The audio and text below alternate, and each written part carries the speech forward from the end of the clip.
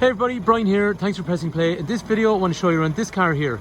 This is a 2018 Honda CRV and what's called an SE Plus model. This is a really nice example as well because normally these cars have a cloth interior, whereas this one is unusual because it has a full beige leather interior. And it's also got a really nice set of side steps as well, so it stands out from all the other CRVs that are around. Anyway, in this video I'm going to show you around this car in terms of the features on the outside and the inside, and I'm going to go for a drive in the car as well. So hopefully if you are somebody that wants to find out more about an SE Plus model CRV, this video will help you. Or if you're in Ireland and you're looking to buy this car, then hopefully this video will really give you a good idea before you travel as to what you're coming to look at. Anyway, let's start off by going for a drive in the car. If I hit the key, it actually turns on the lights if I want, and if it was a really warm day, I could use the key to actually let the windows down as well. And just as a point of note, actually, if you do let the windows back up, you can use the key, and you can also fold in the wing mirrors, again, using the key. Like we were saying, this is a really nice one because it has this lovely interior, and we're going to have a better look around that in a little while when we get back from driving. So, starting the car, key in through here. Clocks are nice and straightforward on these cars. And the seat that I'm in is fully height adjustable, obviously, and there's lumbar support down here for my lower back as well. And the steering wheel then has a rake reach function, so I can go up and down and in and out. So basically in a CRV you really should be getting comfortable. So before we get going, things you'd look at over here: electrics for windows and for mirrors we talked about. There's parking sensors front and rear, we'll see them in a while. After that then, height of the lights. The eco function will reduce how aggressive the cruise control is over here. So say for example, if you're on a motorway and you encounter a hill, if the cruise control is on, it'll quite aggressively stay at 120 kilometers an hour or whatever. With the eco function, it won't be as aggressive, and basically it'll eventually get you back up to speed, more gradual. And in terms of the benefits of that is to save fuel. And the other thing as well is when we're driving, we're going to see in through here, these little white lines either side change to green when we're driving economically. And the eco function also has an effect on how aggressive the cruise control, or sorry, the air conditioner is when it's in the auto mode. So if you hit auto, this will actually try and get this side high, it'll get this side to 24 or whatever you've selected. It'll do it less aggressively when eco is on and more aggressively when eco is off. In other words, it'll be quicker with the eco off, but it'll have a little bit more of an impact on fuel, whereas with eco on, it's going to try and save you some fuel. Okay, after that then, in terms of getting myself set up, rear view mirror is over through here. That's fine. It's a leather chromatic, which means it darkens itself if someone drives up behind you. And the other cool thing about these is then I can drop this down, sunglasses holder in here, and that means I can see out the back window, and this allows me to see what's going on with the kids or whoever's in the back. So it's what's called a conversation mirror. Down through here, alarm, and then after that, usual lighting. Other things that are useful when you're driving, over here, the iMid, so it's changing information in here. Like the clock, also like the radio, and also like things like average speed and fuel efficiency and stuff like that. One point to note, this car is reading 46 or so miles per gallon. Realistically speaking, all day long these cars do 50 to 52 miles per gallon very, very consistently. This one's reading 46 because it's probably spent the last maybe hour or so sitting our balloting bay while it was getting clean, just ticking over, and it brings down the average, that's all. But I am 100% confident anyone that goes to buy a car like this to do normal driving, 50 miles per gallon is the real number that they'll get. Other features before you get going then, these are Bluetooth controls over here, and on this side then, that's controlling the trip information up in the center here. And again, that's doubling up on things like average speed and fuel efficiency, but it's got other menus which allow you to manipulate things like speed alarms, and also the deflation warning system, which is the warning if any of the tires get low on pressure, and just general settings. And then for anyone that's curious, the up and down over here is just telling you when to change gear in the most economical fashion possible. Small features, attention to detail. If you're somebody that's tall and your knee goes all the way in as far as here, there's a little bit of leather on either side, so it stops your knee actually hitting this plastic area, and it's more comfortable for people that are very tall. And for me then, before I get driving, I want this information up here, and I want to use some of the radio information, which we can do along through here. So this is touch and swipe. There is Garmin navigation. It's actually got a CD player, and there is people out there that still want to use CDs. In the center in through here, there is USB connectors. There's HDMI. There's 2 USB connectors and a 12-volt power outlet as well. And they're hidden away nicely in this movable armrest. There's even 3 drinks holders, small bit of storage down through here, another 12-volt outlet, and then the stop-start function, which again at traffic lights is going to try and stop the engine when it's not being used, when you're waiting for the traffic lights to go green, in the effort of reducing fuel usage. Before you drive, you'd always want to familiarise yourself with the lights over here. So they are automatic, which means I can leave them on and they will come on themselves at night time. And the wipers, I can leave them in setting 1, and that means then they'll be automated from a little sensor up here on the windscreen, which will basically detect rain droplets, and then it'll engage the windscreen wipers whenever needed at the correct speed. But you can use them manually if you want as well. Anywho, let's go for a drive in this car. So the big thing when you get into a car like this, you're high off the ground, and actually the gear stick in these, it's lovely where it is. You don't have to reach down to it. It's in a kind of high elevated position beside the steering wheel, so it's in a nice position. And Honda always make nice gearboxes. Every motoring journalist comment on these cars, CRVs and Civics, they always talk about what a nice gearbox it is.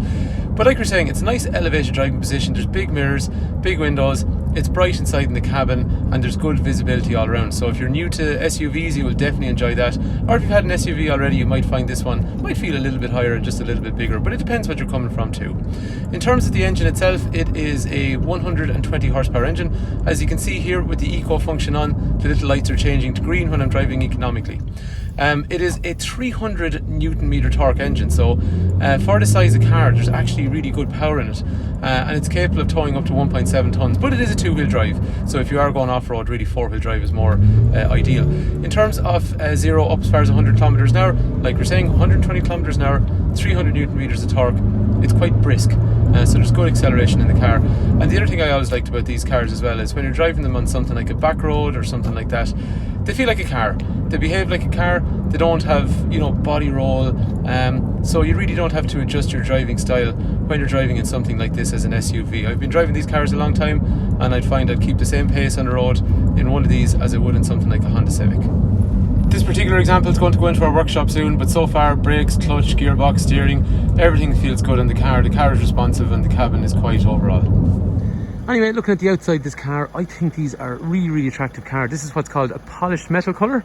I think I do some great advertising for Lidl in these videos, but anyway, it's a really nice colour, and it looks extremely classy, I think, with that beige interior as well. Features I like on the outside of these cars, you see there's small details that people don't really notice, but if you look up close, down along through here, you get these nice daytime running lights that wrap all the way around. They mimic down onto the grille where it's a nice chrome section. Down around here, there's chrome, which wraps around these fog lights. And then along the front of the bumper, there's a small brushed aluminium section along through here. And just bear with me on this because I am getting to something. If you look, there's chrome here, there's chrome around the windows. There's brushed aluminium here, there's brushed aluminium there. And similarly again, because we have these really nice side steps on the car then, they're a brushed aluminium finish. So they match, I think, what's on the front bumper. And if you move around to the back of the car, again, there's more chrome, which matches the chrome that was here. There's brushed aluminium, and that matches down here. And the wheels are actually a nice diamond cut finish. What I mean by that is they're shiny and reflective, and that matches the chrome that's on the car already. In my opinion, that is a good looking car. And actually, do you know what? 2018 CRVs, this is the very, very last of the diesels. So I guess for anyone that's ever been thinking about pulling the trigger on buying a diesel one of these, like I was saying to you, this is the last opportunity, and after that they become petrol hybrid. And the other thing I've always really liked about CRV is there were so many Tucsons and Qashqais and Sportages on the road. CRV was always a little bit bigger, and it's something different as well. And this is a really nice one as well, I think, with the features on it. Other stuff worth mentioning as well, like we talked about earlier, parking sensors are standard on the rear, and parking sensors are also standard on the front, and we'll see there's a camera when we sit inside the car as well. Anyway, talking about the inside, let's have a quick look at the inside too. The boot is really, really massive on these CRVs. I think this one's in nice condition. Plastics over here are good. Some storage here, 12-volt power outlet there, little area to secure things along through here, and you can fold down the seats when you pull the lever on either side, and you end up with a massive load area that's basically comparable to something like a light commercial vehicle. Down underneath then as well, because a lot of cars don't have it anymore, there is a spare wheel in through there. It is a space saver, but it's a large one. Anyway, that brings us on to the inside of this car. It's got this really nice beige leather interior. It's absolutely perfect in terms of condition.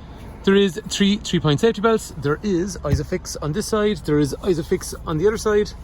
There's an armrest in the centre. And just a point to note, it is possible, trying to get the sun out of this, it is possible to get 3 child seats across the back. I think it's called Joy, J-O-I-E. Some customer of my own actually pointed out to me I had it incorrect. I think that's what's called, J-O-I-E. They make slightly smaller seats, or the derivatives of that anyway.